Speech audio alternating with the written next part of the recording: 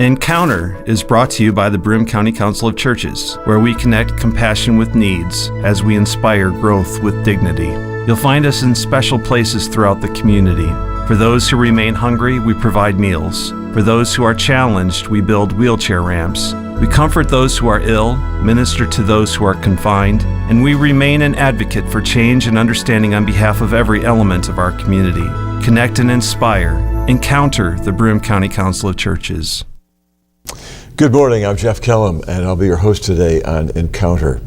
You know, as the Encounter program opens each week, you hear the voice of Joe Sellepack, the Executive Director of the Broome County Council of Churches, describe some of the ministries of the Council of Churches, the practices, we might call them, feeding the hungry through the highly visible child program, or building wheelchair ramps, or ministering to those in need in our jail systems through the chaplaincy programs. And this just scratches the surface of the Broome County Council of Churches. Our program each week describes some of those ministries, but we don't limit ourselves to the things that the Broome County Council of Churches is doing through ministry. Sometimes we talk about issues of faith and community as well. But today we do want to focus on the Broome County Council of Churches because there's a significant anniversary that's coming up soon. So we'll talk a little bit about the origin of the council, who belongs to the council, who's in, who's out, or why. Can the council leadership be trusted? That's one way in a political season to maybe pull the audience in. The highly trustworthy Executive Director of the Broome County Council of Churches is with us, Joe Sellepack. And Joe's voice opens the program. You're the often host and have been for a long time. Yeah, it's funny being in this chair. Yes. I almost automatically went to that chair, and I'm sitting here going, well, this feels a little bit uncomfortable being on this side because I normally look the other way. I wanted the audience to see the other side of your profile. So it's very much like the first side. Yeah, exactly. Joe, the anniversary that's coming up is which one? It's our 75th anniversary this year. And so the Council of Churches began 75 years ago, and if you can believe it, it was just a conversation by two ministers on a porch. There was the minister of First Congregational Church and one of the ministers of another downtown congregation were sitting on the minister's porch, and they were just talking about what they could do together that they couldn't do alone. Yeah. And so from that simple conversation, they started bringing their boards involved into the conversation, and other congregations downtown had similar conversations about, well, what can we do together that we can't do alone? And so that became out of that the federation.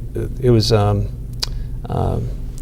a council. It wasn't called Council of Churches, but it was like the Federated Churches of Binghamton, something like that. And they started meeting together and trying to figure out what they could do. And one of the first ministries that came out of those conversations was the hospital ministry.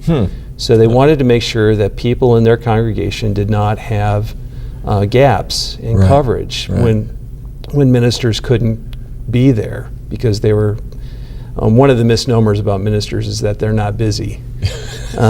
Ministers are incredibly busy, and generally the most busy people in the world, and so they have lots of demands from lots of different places pulling on them, and it's good to have some coverage when you can't be there for people who are hurting in your congregation, especially when they're going through the sickness and death and very stressful times, and a time when they really need that compassionate presence. Exactly, and so they came together and they founded one of the first hospital ministries in the country.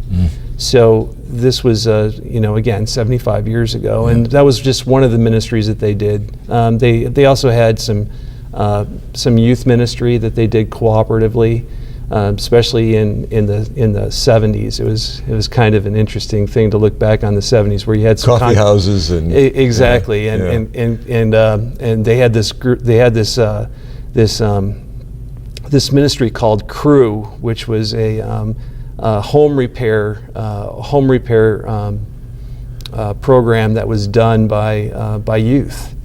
And construction, repair, equipment, and workers. Yes, I remember that. Exactly. So it was. I just made that part up. But well, an acronym of some sort. Well, it was an acronym, and I can't remember what it was. It was like Christian something or other. But through the work of Crew, they did a lot of home repair, weatherization, that kind of thing, and then once Crew stopped, it was easy for us to kind of pick up the Ramp It Up program in the shadow of that, just because we knew that we had the expertise and the skills in order to make it work. Sure. So, a lot of the things that those two ministers started even talking about 75 years ago have embodied in the programs that have come out since then.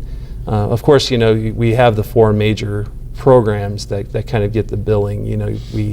We talk about CHOW all the time, as we should, because we're feeding a hungry neighborhood, and we have Faith in Action Volunteers, which helps elderly people, 60 plus, live independently in their own homes, and then jail ministry and other kinds of things that come out of that. But what's interesting about all those programs is that they all were part of that original conversation. Yeah. Because they were talking about Matthew 25. Matthew 25 is, that interesting passage of Scripture where Jesus is saying, when I was hungry, did you feed me? When I was naked, did you clothe me? When I was in prison, did you visit me?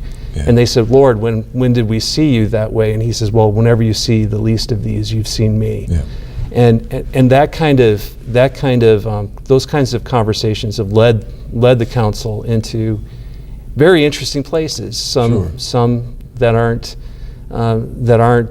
as visible as others. When the flood hit, we had 125 people, families in our area, that benefited from us building homes for them, or repairing homes, or bringing in national resources from denominations in order for us to take care of that. When the ACA shooting happened in 2009, I still remember that day. It was a terrible day, but we had a chaplain corps that we have relationships with the county government, and we're able to get ministers into that situation so that people could be cared for, and then our Faith in Action volunteers drove people, who needed to get either from foreign countries to the United States for a funeral. So we would drive out to LaGuardia to pick people up, or we were paying for airline flights and all kinds of stuff in order. Some of the people had experienced trauma, needed to have counseling as a result of that, suffering from PTSD, all kinds of things like that. So we were very active. Whenever a need kind of emerges in the community, that's kind of where we find ourselves. Well, that's a very important bit of impact. It shows the strength of the council. And it's one thing to have established programs from the very beginning, 75 years ago, two ministers sitting on a porch. But then when something happens that wasn't in the program before, that you can make a response to and make such an impact, that shows the strength, I guess, of the council's work. And we really take that work seriously. I mean, we have a lot of fun doing it. Don't get me wrong, because we do enjoy helping people, which is part of what the Council of Churches mission is we are that arm of the congregations in our area that comes alongside of congregations so that we can help assist people in times of need and crisis in their lives. But the thing that kind of marks us is that we are an evolving organization. We always have been. It's very obvious from those original conversations all the way up until the present day that we kind of shift and move with emerging needs in the community. Mm-hmm. This is also an auspicious year because not only is it the 75th anniversary of the Council of Churches, but it's the 40th anniversary of CHOW. So Chow turns 40, Faith in Action Volunteers turns 20. So we've got a lot of milestones that we've hit in the same year. It's kind of like the perfect storm, so to speak. It's going to be one heck of a cake. Oh, I mean, that's basically what it, you know. So you have celebration, you obviously have a party of some sort, or some sort of Right. public celebration. We're having a gala on November 13th at in the fall. The council's official birth date was in October. So we thought that having a fall gala celebration would be an important thing, and everybody's invited. So it's going to be November 13th at the Doubletree. Right now the time is kind of up in the air. We're thinking 2. Somebody said, well, 2 is a little bit too early. Why don't we go with 3? So we're trying to figure that out. And we also have a program committee that's trying to put together some other events around the celebration, including a worship service and a couple of other things that we would like to do that day. We're actually thinking about, we're using the title like Crossing Bridges, and you very can't, appropriate for the Binghamton area. I mean, the Binghamton area, you can't go anywhere without hitting a bridge, right? Yeah. So we're actually thinking about having a march that would incorporate a bridge. Yeah. So we would go from maybe where we were worshiping across the bridge to the it's highly visible to the community. Exactly. Yeah, a good symbol. And it would be also a symbol of all the bridges that we have crossed. There was an anti-racism campaign which we were involved in the 80s, which had a hate with a Ghostbuster sign over top of it. And that was after a couple of Jewish congregations in the area had been vandalized. And we started a no hate campaign from the council. Right. And that was our way of coming alongside of people who were experiencing racism, ethnic stereotypes, Right. xenophobia, all that kind of stuff. And really basically saying that we in this community won't tolerate that behavior. That leads me to ask the question about, I mentioned who's in, who's out. How does one become a member, how does a church become a member of a council of churches? And what about those who are not in churches but other worshiping communities? I go back many years. I worked for the Virginia Council of Churches for a short time, doing video of all things. And in high school, I remember writing a paper about the Consultation on Church Union. And so that led me to study the Federal Council of Churches, which I think started in the 1930s. And Harry Emerson Fosdick may have had something to do with that. We'll have to Google that to see. But that became the National Council. But the Broome County Council of Churches is older than the National Council of Churches. It is. This conversation on the porch between these two pastors was seminal in getting people together. So go back to my original question, who are the members of the council? Well, currently we have a very loosely defined membership structure. So basically, if a congregation collects food, or if they give a donation, or if they participate in one of the programs, they're considered to be a member of the Council of Churches.